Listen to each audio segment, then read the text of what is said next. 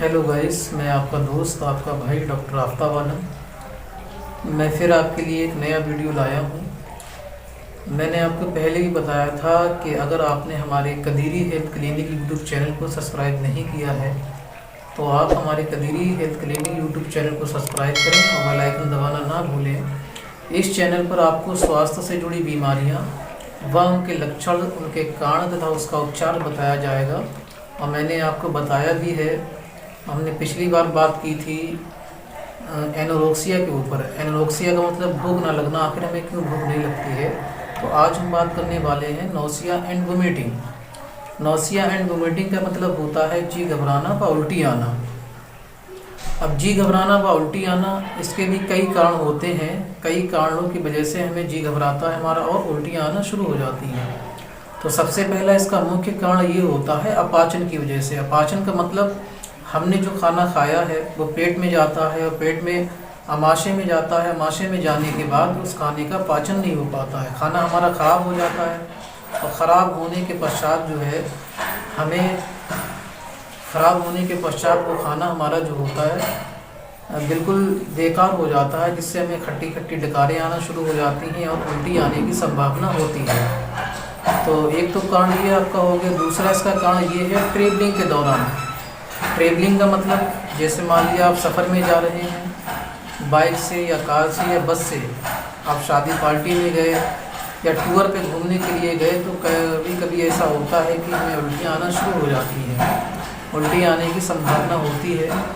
तो ये भी इसका एक कारण होता है। और इसका तीसरा कारण ये है, जो प्रेग्नेंट औरतें होती हैं उनको सुबह सुबह के समय उनका जी घबराता है वह उल्टियाँ आना शुरू हो जाती हैं। और भी इसके कारण हैं, जैसे सर की चोट होना, पीलिया का होना, आंतों में रुकावट होना। ठीक है, ये तो इसके कारण हो गए। अब इसके लक्षण क्या होते हैं? सबसे मुख्य लक्षण इसका क्या होता है कि जब हमें उल्टियाँ आती हैं, पलटियाँ आना शुरू होती हैं, तब हमारे पेट में दर्द होता है।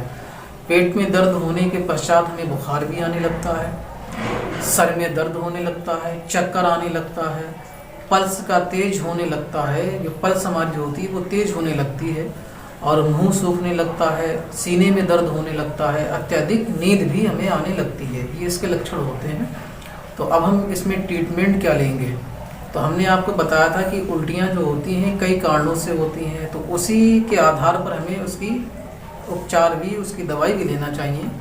जैसे अपाचन की वजह से अगर आपको उल्टियाँ आना शुरू हुई, अपाचन का मतलब जैसे खाना आपने खाया और खाना पच नहीं पाया और हमें डकारें आने लगी खट्टी खट्टी और उसके बाद हमें उल्टियाँ आना शुरू हो गई, तो उसमें हम क्या करेंगे? तो उसमें सबसे पहले हम टैबलेट लेंगे पेरीसेट एमडी। पेरीसेट एमडी जो टैबलेट होती है उसका साल्ट होता है ओनिस्ट्रान, 4 mg में आती है। ये आपको सुबह और शाम लेना है खाना खाने के बाद। अगर आपको उल्टियाँ आ रही हैं, खाना आपने नहीं खाया है, आप फिर भी इसको ले सकते हैं। इसी के साथ में आप कैप्सूल लेंगे रेजोडी। रेजोडी कैप्सूल सुबह खाली पेट और शाम को खाली पेट लेना है। साथ में सिरप भी चलाएंगे आप। सिरप का नाम है पेंटॉप एमपीएस।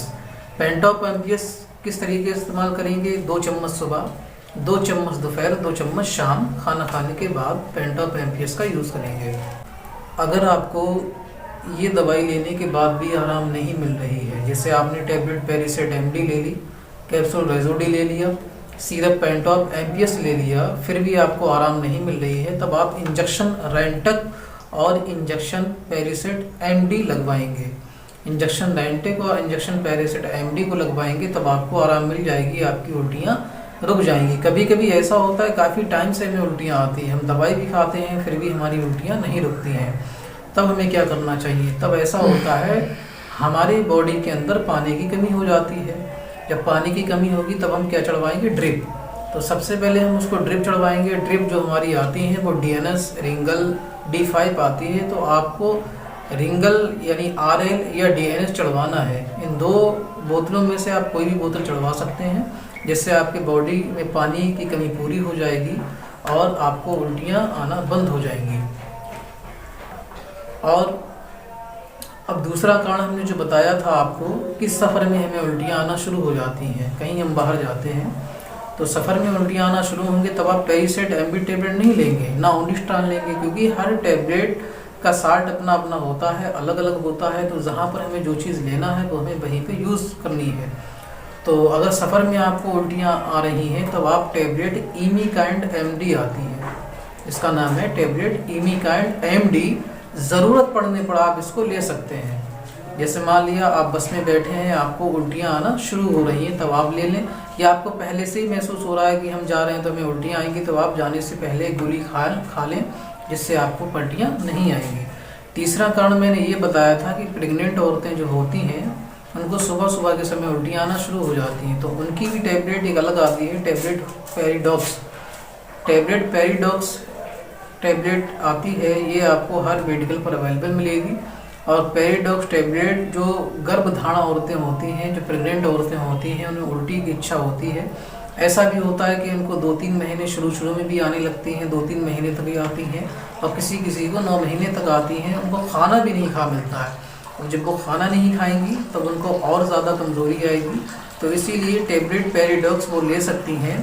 पेरिडॉक्स को वो एक सुबह और एक शाम ले सकती हैं। अगर उनको बहुत ज़्यादा उल्टियाँ आ रही हैं, इच्छा हो रही है, जी घबरा रहा है, तो उसको ये तीनों टाइम ले सकती हैं, जिससे उल्टियाँ आना उनको बंद हो जाएंगी।